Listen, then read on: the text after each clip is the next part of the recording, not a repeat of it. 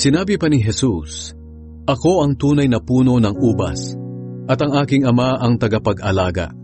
Pinuputol niya ang aking mga sangang hindi namumunga, at nililinis niya ang bawat sangang namumunga para lalo pang mamunga. Malinis na kayo dahil sa mga salitang sinabi ko sa inyo. Manatili kayo sa akin at ako'y mananatili sa inyo. Hindi makakapamunga ang isang sanga malibang nakakabit ito sa puno. Ganoon din naman, hindi kayo makakapamunga kung hindi kayo mananatili sa akin.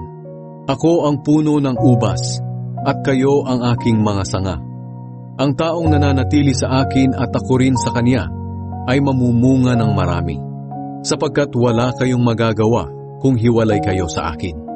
Ang hindi nananatili sa akin ay tulad ng mga sangang itinatapon at natutuyo, at pagkatapos ay tinitipon at tinihahagi sa apoy para sunugin.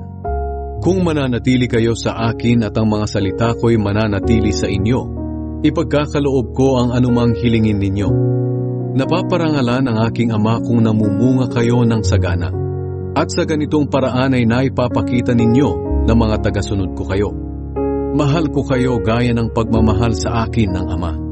Manatili kayo sa aking pag-ibig. Kung sinusunod ninyo ang mga utos ko, mananatili ang pag-ibig ko sa inyo.